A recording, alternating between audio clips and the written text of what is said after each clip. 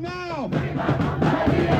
We want justice, you say how? We want justice, you say how? Stop bombing Gaza now. Stop bombing Gaza now. Hands off Lebanon now. Hands off Lebanon now. Hands off Yemen now. Hands off Yemen now. Hands off our people now. Hands off our people now. Hands off our students now. Hands off our students now. Hands off immigrants now. Hands off immigrants now. Hands off immigrants now. Hands off immigrants now. Today on Land Day, the day of return, the day of total liberation, the day of the centrality of Palestinian refugees in our struggle for liberation. Let us be clear.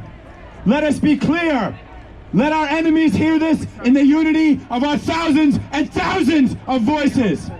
That the return of Palestinian refugees to their lands, the total liberation of the Palestinian people, meaning the end of the system of imperialism that attacks our people in our homeland, that attacks our students here, that attacks immigrants wherever they may be. Return and total liberation is the only answer to all of these problems. Return and liberation is the only answer to all of these problems. The task is how to get there.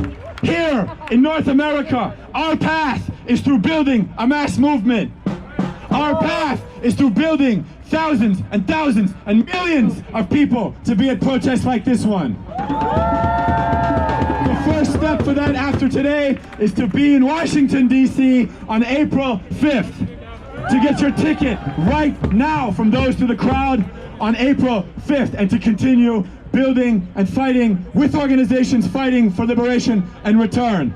I'm going to now call a leader from one such organization. Please welcome Bill from PALESTINE. Free, free Palestine! Free, free Palestine! Free, free Palestine! Free, free Palestine! Today is Land Day in Palestine. The Day of the Land. Because to the people of Palestine, it is their land, their home, where they have lived for thousands of years. To the Zionists and their benefactors on Wall Street and in Washington, to Donald Trump and President Musk and Jared Kushner, the land of Palestine is property, real estate, to be sold for a profit. That's right. And they have land sales and wealthy communities all around here to try to sell the Palestinian people's land. While the rightful owners of that land are imprisoned in camps like Jabalia and Shati and in Jenin. And those camps are now being destroyed and the people massacred and expelled once again. Because the Zionists and their U.S. benefactors want to eradicate the Palestinian people's claim, the Palestinian people's right to live on their own land. Will that ever happen? No! The only way, the massacre, the slaughter, the daily horrors being inflicted by these modern-day Nazis on the people of Palestine is all about profit. Both the profit of the Zionist real estate interests, but even more so, those of the U.S. banks and oil companies. It is to keep the wealth of the world pouring into the coffers of the 1% here. And they are looting our communities here to pay for their war, to pay for their bombs. That's right. $30 billion last year. While Elon Musk is shutting down hospitals and cutting medical research and throwing hundreds of thousands of workers out of jobs. A few days ago, the U.S. bombed a cancer center, a cancer hospital in Yemen.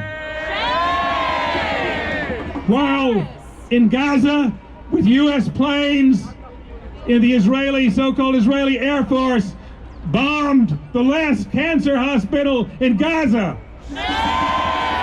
And Elon Musk shut down pediatric cancer research at Johns Hopkins in Baltimore. The enemies of Palestine are the enemies of humanity. And the only thing that makes this genocide possible is the endless flow of money stolen from the people of the United States, stolen from the working class, to pay for bombs and missiles to murder people in Palestine, in Yemen, and around the world. And not only are they spending tens of billions on genocide in Palestine and the Middle East, they are now arresting and deporting people in this country for exercising their freedom of speech. Donald Trump said, Mark Rubio says he has the right to deport people, Mahmoud Khalil and Rosmia Azturk, because their views are inimical to the national security interests of the United States. Who decided that murdering children in Gaza was in the interest of the people of the United States? The majority of people in this country do not support the endless flow of dollars and bombs and missiles to the racist state of Israel. And Mahmoud Khalil and Rasmia Azturk and the students threatened with deportation, they are speaking for all of us. They are speaking for Palestine. They are speaking for humanity, including they are speaking for the working class in the United States. And that's why next weekend, next Saturday, April 5th, where are we going to be? Washington, D.C.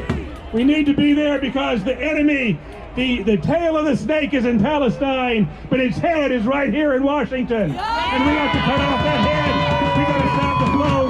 We got to reclaim the money they've stolen for poor communities here and around the world. And we will fight until every Palestinian has a right to live in peace and freedom in every corner of the land of Palestine. From the river to the sea. From the river to the sea. Palestine will be free. Palestine will be free. Not another nickel, not another dime. Not another nickel, not another dime. No more money for Israel's crime. No more money for Israel's crime. We'll see you in Washington.